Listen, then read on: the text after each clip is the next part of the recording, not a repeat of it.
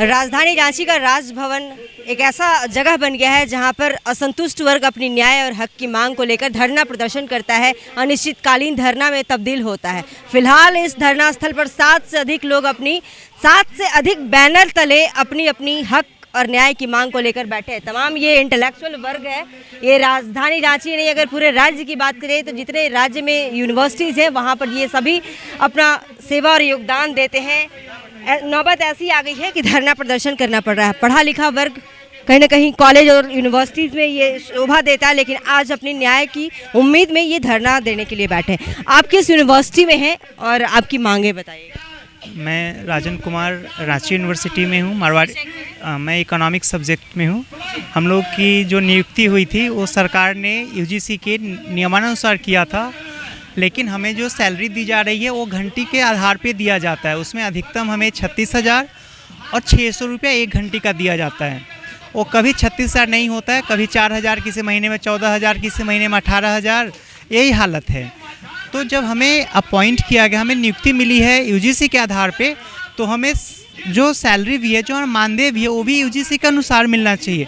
हम सरकार से यही मांग करते हैं कि हमें यूजीसी के अनुसार आपने बहाल किया है, हम सारे अर्हता को पूरा करते हैं, हम सारे लोग नेट और पीएचडी क्वालिफाई हैं। आप सड़क पर बैठने को मजबूर हुए हैं। अगर आप यूनिवर्सिटीज़ में होते तो अपनी सेवा दे रहे होते। अभी बच्चों को क्वालिटी एजुकेशन की दिक्कत नहीं आ रही? हाँ, बिल्कुल दिक्कत आएगी। पूरी जो व्यवस्था है झारखंड की सभी यूनिवर्सिटीज़ में, वो घंटी आधारित शिक्षक, कॉन्ट्रैक्चुअल शिक्षक के ही भरोसे है और उन्हीं का सबसे बदहाली है। आप अगर रिपोर्ट देखेंगे उच्च शिक्षा का, तो 18 से लेके 20 के बीच में जो रिपोर्ट आई थी उसमें झारखंड के उच्च शिक्षा में वृद्धि हुई थी। जो ग्रॉस एनरोलमेंट रेशियो था वो बढ़ा था। वो इसलिए बढ़ा था क्योंकि अनुबंध शिक्षक जो हम आए हैं, हम लोगों ने पूरी तन्मयता से अपने पूरी क्षमता का इस्तेमाल करते हुए छात्रों को एक गुणवत्तापूर्ण शिक्षा देने का प्रयास किया, जिसका नतीजा हमने देखा है हायर एजुकेशन। हम अनिश्चितकालीन बैठेंगे जब तक सरकार हमारी मांग को पूरी। अब इसके लिए सरकार जिम्मेदार है ना, हमारी मजबूरी है कि अगर हमें मेरा ही शोषण हो, हम क्या शिक्षा दे पाएंगे? हमें ही अगर आधा भूखे पेट रहना पड़ेगा तो हम क्या शिक्षा दे पाएंगे? सर आप बताएं, उम्र की बाध्यता अभी मेरा अबाउट 50 हो रहा है जी। लेकिन बाध्यता बुभुक्षितम किम न करोति पापम। भूखा व्यक्ति कौन सा पाप नहीं कर सकता है। हम लोग को तो यूँ तो शिक्षा दान सबसे बड़ा दान होता है, और जिस देश का शिक्षा नाश हो गया वो वहाँ की देश और व्यवस्था, अर्थव्यवस्था, तमाम चीज़ नष्ट हो जाती है। इस पर तो सरकार की पहल करनी चाहिए, बुद्धिजीवियों की पहल करना चाहिए। ऐसी स्थिति में आप सबों का भी एक बहुत बड़ा योगदान बनता है कि इसको हाईलाइट करें और सरकार के कानों तक इस बात को पहुंचाने का काम करें कि हम अभी हाउस चल रहा है। उसी स्थिति में आप लोग यदि आवाज़ उठाते हैं तो सरकार तक ये बात जा सकती है और वो अमल भी कर सकती है। एक जागरूक नेता का यही कर्तव्य बनता है कि यहाँ के शिक्षा को हम सबसे बेहतर करें, क्योंकि ह्यूमन इंडेक्स में, डेवलपमेंट इंडेक्स में शिक्षा प्रति व्यक्ति आए और आप देखेंगे स्वास्थ्य पर विशेष बल दिया जाता है, लेकिन सरकार ने इस ओर बिल्कुल ध्यान देना बंद कर दिया है। तो वैसी स्थिति में आप महसूस कर सकते हैं कि जिस देश की शिक्षा बदहाल होगी वो राज्य कैसा होगा। यानी जब भी देश दुनिया को नाश करना हो तो वहाँ से शिक्षा को हटा दीजिए। जैसे नालंदा विक्रमशिला, जब से उसका विनाश हुआ, यहाँ के आप ग्राफ दे सकते हैं एजुकेशन का, और देश की स्थिति बदहाली देख सकते हैं। Geography, department of geography, PG department, Ranchi university.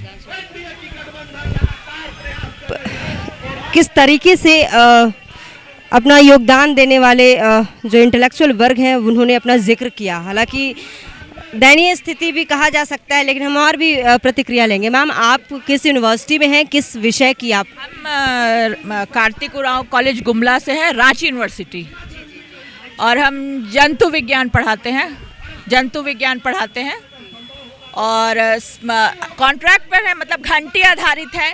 चूँकि हम वहाँ एक ही शिक्षिका हैं विभाग में, और आप जान रहे हैं कि सेमेस्टर वाइज एग्ज़ाम होता है, तो कॉपी चेक करना से लेकर के प्रैक्टिकल कराना से लेकर के एक्सटर्नल के साथ बैठना से लेकर के सारा काम हम करते हैं।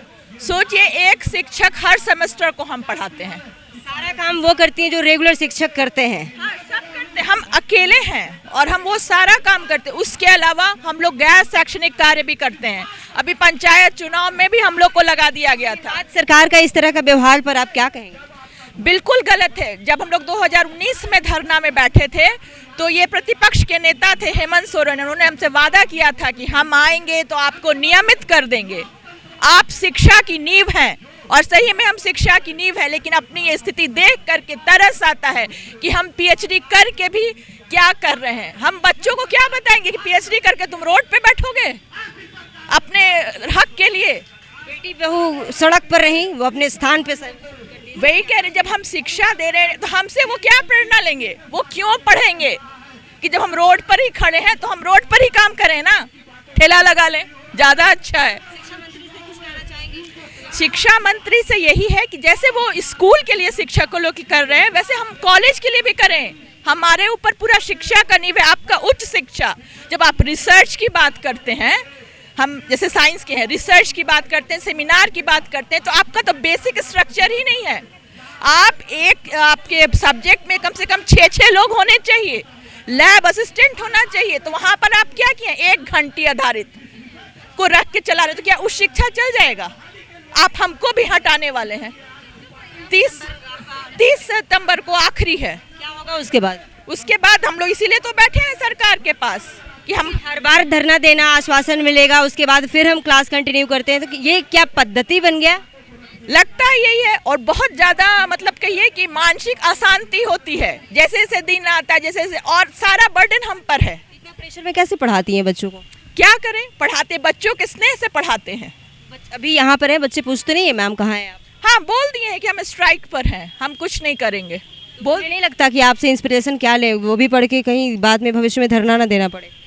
हो सकता है वो क्या सोच रहे हैं वो पता नहीं, लेकिन हमको एक स्नेह देते हैं इसलिए हम पढ़ाते हैं और वो हमसे प्रेरणा ले रहे हैं। सोच रहे हैं कि सत्र चल रहा है तो कहीं ना कहीं उम्मीदें आप लोग की भी होंगी। बिल्कुल है, सरकार से बिल्कुल उम्मीद है। पहले भी आश्वासन दिए, अब हम लोग को उम्मीद है कि ये हम लोग को नियमित कर दे ताकि उनका शिक्षा विभाग चल सके। डॉक्टर कुमार सौरभ हूं और मैं सिद्धू कानू मुर्मू विश्वविद्यालय से आया हूं। रसायन शास्त्र विभाग में सहायक प्राध्यापक के पद पर कार्यरत हूं। रसायन शास्त्र विभाग, केमिस्ट्री। जी क्लासरूम को मिस कितना कर रहे हैं? बहुत मिस कर रहा हूं और अभी भी लगातार बच्चे जो है कह रहे हैं कि सर आप अगर कहीं भी हैं वहां से ऑनलाइन क्लास दे दीजिए, और हम लोग दे भी रहे हैं, भले ही उसके लिए हमें मानदेय मिले अथवा ना मिले। जो बच्चों के प्रति स्नेह है और जो बच्चों का स्नेह हम लोग के साथ है उसके लिए हम लोग अभी भी तैयार हैं। क्या लगता है सरकार से कितनी उम्मीद है?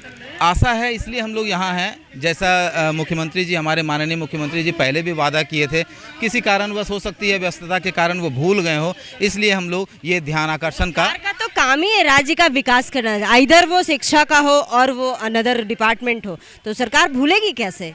जी देखिए, चुनाव के पहले जितने वादे किए जाते हैं उसमें शायद ही कोई पूरा होता है, और हम लोग सिर्फ उसी वादों को सुनकर जो है हम लोग बेवकूफ़ जैसा उनके पीछे पीछे हो जाते हैं। आप तो पढ़े लिखे वर्ग के हैं, आप बेवकूफ़ कैसे बनेंगे?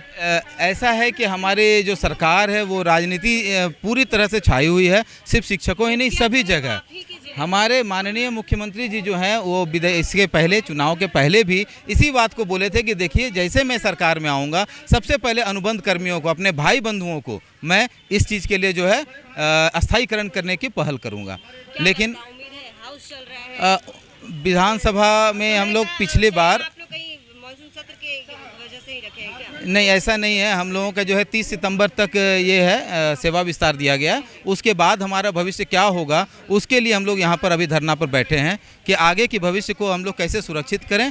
इसीलिए हमारी बहनें जितनी यहाँ बैठी हुई हैं वो हमारे इस कार्यक्रम को लीड कर रही हैं। जी, कब तक रहेगा धरना प्रदर्शन? ये अनिश्चितकालीन है और जब तक सरकार की तरफ से हम लोगों को किसी भी तरह का ये आदेश, लिखित आदेश नहीं मिल जाता है तब तक हम लोग यहाँ पर धरना प्रदर्शन पर बैठे हुए हैं। जी, शिक्षा कहीं ना कहीं उस देश, उस राज्य को ऊंचाइयों तक ले जाता है। कहीं ना कहीं शिक्षकों का योगदान होता है विकास में, बुद्धिजीवी वर्ग बनता है शिक्षा प्राप्त करने के बाद। लेकिन इन दिनों अगर राज्य का सिनेरियो देखा जाए तो राज्य में जो शिक्षित पढ़े लिखे वह शिक्षक जो यूनिवर्सिटी में हायर एजुकेशन देते हैं और वो बाध्य है, अनुबंध कर्मी है, ये काम सारा जो वहाँ पे नियमित शिक्षक करते हैं, प्रोफेसर करते हैं, वही कार्य यह भी करते हैं, लेकिन इन्हें अनुबंध पे रखा गया है। कारण इन्होंने साफ तौर पर बता दिया। जी, मैं यहाँ पर जितने लोग बैठे हैं सभी उच्च शिक्षा के जुड़े हुए लोग हैं और सभी जितनी ज़्यादा डिग्रियाँ हो सकती है लगभग सबों के पास है। और इतनी शिक्षा लेकर सरकार कहती है कि बेटी बचाओ बेटी पढ़ाओ, ये सभी बेटियाँ जो है सबसे उच्चतर डिग्री लेकर बैठी हैं और यहाँ सड़क पर हैं। अब मैं ऐसे में हमारे झारखंड राज्य के सभी जितने भी परिजन हैं सभी से मैं आग्रह करता हूं कि अपने बेटियों को या अपने बेटों को किसी को भी उच्चतर शिक्षा की ओर ना भेजें। अगर वो उच्च शिक्षा ले लेंगे तो ऐसे ही सड़क पर आकर के बैठेंगे और हमारे माननीय मुख्यमंत्री जो भी हैं हमारे हेमंत सोरेन हैं और पहले के भी जो थे वो कोई भी कुछ नहीं करते हैं, बस हम लोग को आश्वासन देते हैं और ऐसे ही सड़क पर छोड़ देते हैं।